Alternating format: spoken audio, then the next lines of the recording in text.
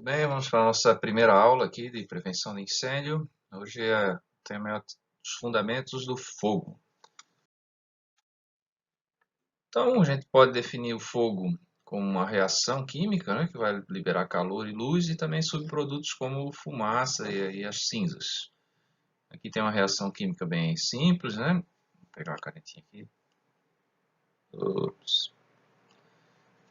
Do metano, né? Metano mais oxigênio. A gente colocando ali uma fonte de ignição, vai obter aqui basicamente fumaça, né? Monóxido de carbono, mais hidrogênio e vapor d'água. O fogo já foi tido como uma coisa divina, né? Hoje a gente sabe que ele é uma reação química. É uma reação química bem importante para o ser humano, principalmente para a produção de energia, né? Então a gente tem uma definição aqui na norma brasileira, dizendo que o fogo é um processo de combustão caracterizado pela emissão de calor e luz. Temos também da National Fire Protection Association, dos americanos, né? Norte-americanos. O fogo é uma oxidação rápida, autossustentada, acompanhada de evolução variada da intensidade de calor e luz, né? Então, várias definições aí para nosso processo de combustão. O problema do fogo é quando ele foge do controle e vira o que a gente chama de incêndio, né? Para existir o fogo tem que ter três componentes. Tem que ter o comburente, que é um elemento químico, né, que vai se juntar com o combustível, outro elemento químico, e vai conseguir, através de uma reação em cadeia, liberar a energia química desse combustível, né? E para acontecer essa reação, esse início de reação, eu preciso de energia de ativação. Essa energia de ativação pode ser o calor, mas pode ser também a pressão, pode ser laser, pode ser ultrassom, algumas outras formas de energia. Aqui está o motor de combustão interna, a gente chama de motor de 4 tempos, né? Que ele tem um tempo de admissão agora, ó, compressão, explosão e descarga.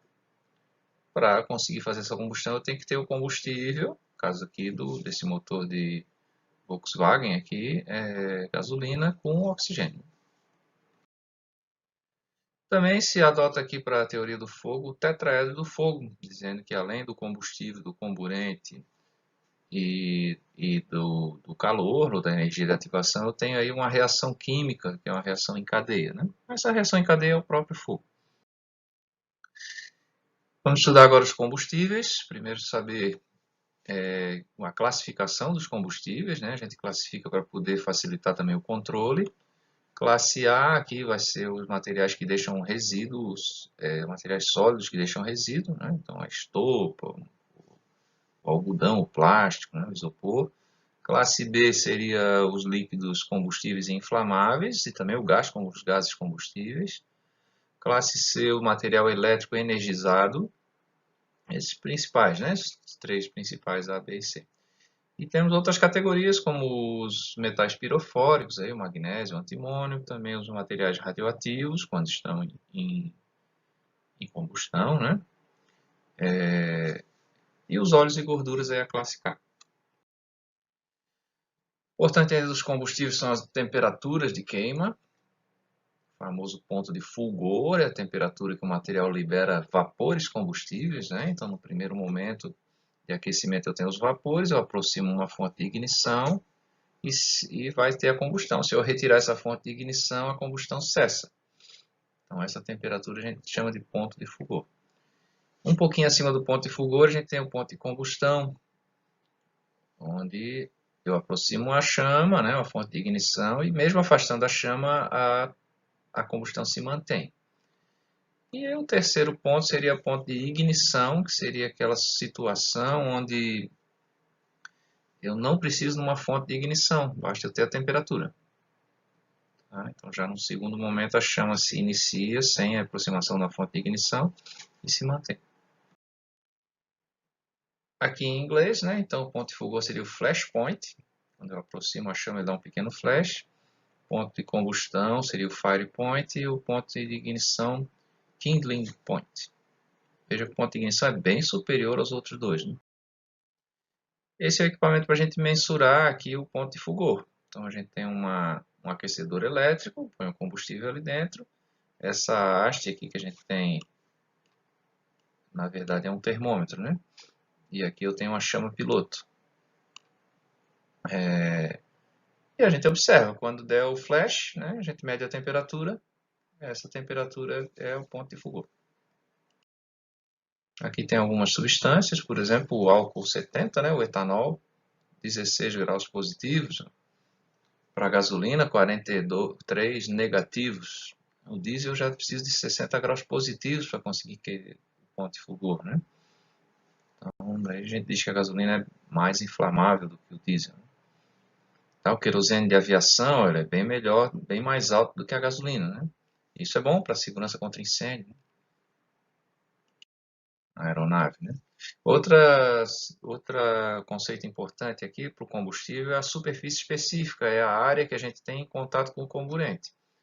Então, é a unidade de área dividida pela unidade de massa. Então, 1 quilo, se ele tiver particulado, né, 1 quilo de combustível vai ter mais contato com o ar, mais superfície de contato. Né? No caso aqui, ó, da madeira, 1 quilo de madeira e aqui 1 quilo de madeira. Então, essa situação aqui tem a mesma massa, mas ele tem mais contato com o comburente, então facilita a combustão.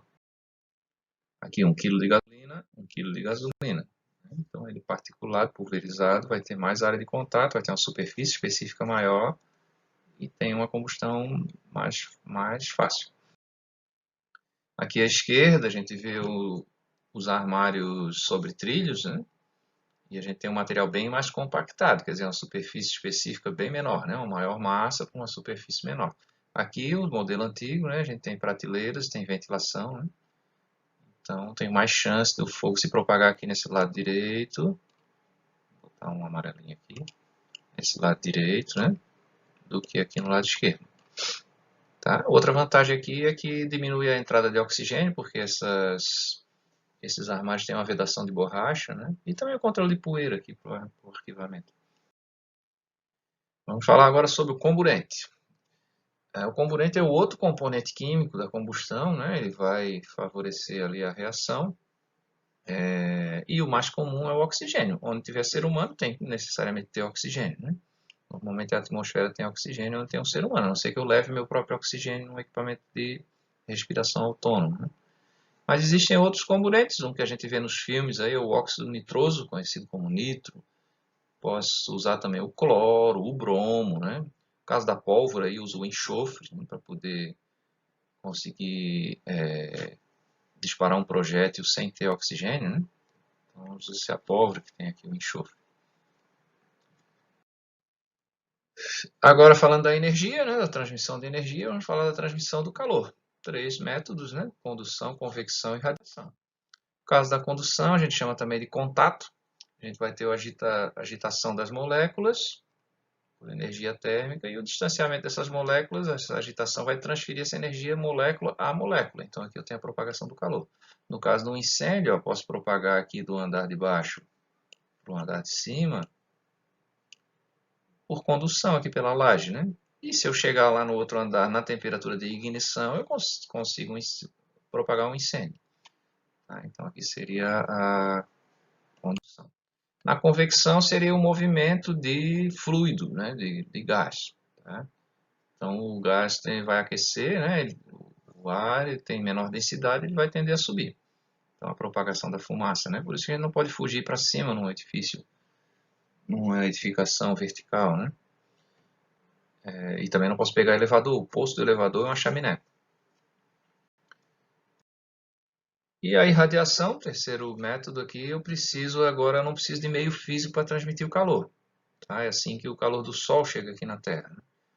Então eu posso ter um incêndio secundário, por isso que é importante a distância entre as edificações e a direção das janelas. Né? Eu posso provocar um incêndio secundário na edificação ao lado. E para apagar o fogo agora, que a gente entendeu a teoria do fogo, tenho 4 métodos de extinção. Um deles é o abafamento, que seria a retirada do comburente. O outro é o resfriamento, que seria eu retirar aqui a energia, né? Outro método seria o isolamento, eu cortar o combustível, afastar o combustível, cortar, fechar ali a tubulação de gás, por exemplo. E por último, a inibição, que seria eu quebrar a reação química. Jogar ali algum outro elemento químico que me permita a inibição. Os extintores de incêndio vão me permitir essa quebra da reação química, vão me permitir também o resfriamento ou o abafamento, a retirada do comburente, né? Então, como funciona o extintor? Eu tenho aqui um cilindro de metal, onde eu vou colocar o meu agente extintor e eu vou ter que dar um jeito de pressurizar esse cilindro para que eu tenha uma energia para propelir, né, para projetar esse agente extintor, né? Seja a água, os principais agentes extintores, né, são a água, o bicarbonato de sódio ou o dióxido de carbono. Esses agentes aqui, ó, a água, que a gente acaba chamando de AP, água pressurizada, ela vai apagar a classe de combustível A. Então a água apaga por resfriamento e ela vai funcionar bem para madeira, tecido, isopor, borracha, né? O extintor de pó químico seco, na verdade, ele é de bicarbonato de sódio, né? Por que a gente chama de pó químico seco? Nem todo pó é seco, né? Existe também o pó químico umedecido, né? Mas esse aqui é o bicarbonato de sódio. E ele vai apagar a classe B, líquidos inflamáveis, gasolina, o éter, né? O querosene. E temos ainda o extintor de dióxido de carbono, CO2, que vai apagar equipamento elétrico energizado, painéis elétricos, motobombas. Existem extintores especiais também, o classe K aqui, né? O pó químico umedecido, para apagar os óleos e gorduras, né, comestíveis aqui. E o pó ABC também, que é o fosfato monoamônico aqui, que apaga as três categorias de incêndio. Tá aqui os nossos extintores, então vamos ver o que eles apagam. Então vamos lá, o que vocês acham aqui? Ó? Motor elétrico, posso jogar água? Não, né? Tem que jogar CO2. Poderia jogar pó químico nele? Posso, mas o pó é corrosivo, vai destruir o que o incêndio não destruiu. Então aqui, solvente. O solvente é melhor usar o bicarbonato de sódio. Aqui papel, fácil, né? Água.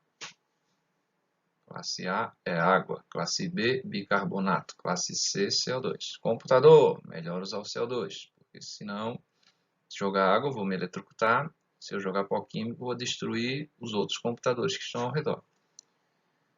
Aqui gasolina, pó químico. Painel elétrico, CO2. Borracha, água. Plástico, água. Vamos ver se aprenderam? Esse cara aqui está com a dúvida, não recebeu esse treinamento, não sabe qual extintor vai usar. E aí pegou o errado, né? Pegou o de água, se deu mal, né? A água conduz eletricidade. Ainda sobre os extintores, né? Esse aqui é um modelo mais antigo, um extintor tipo esfera d'água, né? A gente colocava ele sobre os locais onde poderia pegar fogo. E com a temperatura ele expandia o líquido ali e rompia o invólucro, né? E acabava tendo uma ação automática, né? Também podia arremessar ele contra o fogo, que tem umas esferas d'água. Esse aqui também de pressurização manual, você bombeia ele e consegue injetar água no fogo, né? Quando ele é muito pesado, porque a água é muito pesada, né? Cada litro de água pesa 1 quilo, se usavam rodas assim, rodas de diâmetro grande para poder vencer degraus também. Esse é o antigo extintor de espuma química, a gente tinha que virar ele de cabeça para baixo para misturar ali o pó com o agente, né, gerador de espuma ali com a água e aí ele se pressurizava, né? Está extinto esse extintor, né? Só peça de museu, não se usa mais. Se usa ainda o de espuma, mas o de espuma mecânica, né? Já tem a espuma pronta e a gente pressuriza com nitrogênio.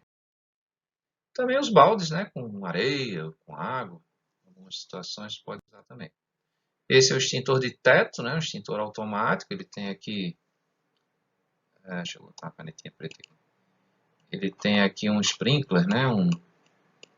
Uma ampola que se expande e rompe. Ele está pressurizado, então vai formar aqui um chuveiro de extinção. Mas os mais comuns são esses três aqui, né? A água, pó químico, né? Que estão bem parecidinhos, né? Esse aqui, na verdade, é pó químico de 12 quilos. 12, 8 e aqui 4. 4 quilos, né, de pó químico. Esse aqui é muito parecido também com o de água, né? O cilindro é igual. Só que seria o de água de 10 litros. Aqui alguns componentes, né? O agente extintor, o propelente, a válvula. A gente tem um grampo de segurança aqui para não acionar ele indevidamente, né?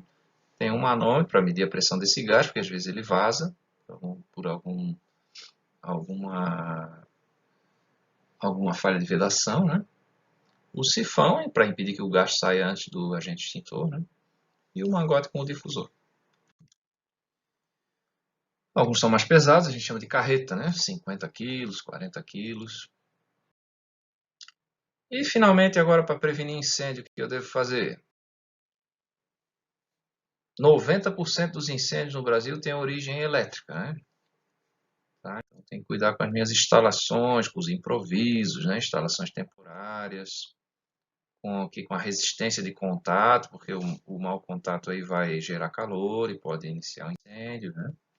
Tomar o cuidado também com o vazamento de gás, também na nossa residência, né? Quando sempre que trocar o bujão, a gente usar uma espuminha ali de detergente para ver se está fazendo bolinha, né? E ver se está com vazamento. Se tiver, eu tenho que desmontar ali, tirar a válvula e recolocar, né? Cuidado aqui com o álcool líquido, agora nesses tempos de pandemia, muita gente está, no caso, usando esse álcool, né? Ele é muito incendiário e se você aproximar um fósforo aí da boca da garrafa, ele sai igual um lança-chamas, né? Muito perigoso para criança, por isso que a gente prefere o álcool gel. Ferro de passar roupa também é um gerador de calor, a gente esquecer ele ligado pode iniciar um incêndio. Também é um problema para acidente doméstico, principalmente com criança, né? Não só de incêndio, mas de queimadura. Então, os cuidados gerais, ordem, né? Um lugar para cada coisa em seu lugar, ter o cuidado do armazenamento, né? De materiais, de combustíveis também. Corretas instalações, né? Instalações elétricas, instalações físicas mesmo, a construção do prédio. O projeto preventivo contra incêndio, que a gente vai estar estudando na próxima aula. Manutenção dos equipamentos, inclusive os equipamentos de combate a incêndio. E, claro, educação, né? Com a educação a gente consegue progredir. Ensinar a prevenir incêndio e a combater o princípio de incêndio. No caso do vazamento de gás, a gente está atento, né? Monitorando aí as tubulações e está atento aqui com o vazamento de gás, porque o gás gera explosão e, secundariamente, um incêndio. E armazenamento de inflamáveis, ficou escondidinho aqui atrás da minha câmera, minha tela, né? Mas o cuidado de separar por categoria, de ter armários especiais para armazenamento, de ter bandeja de contenção.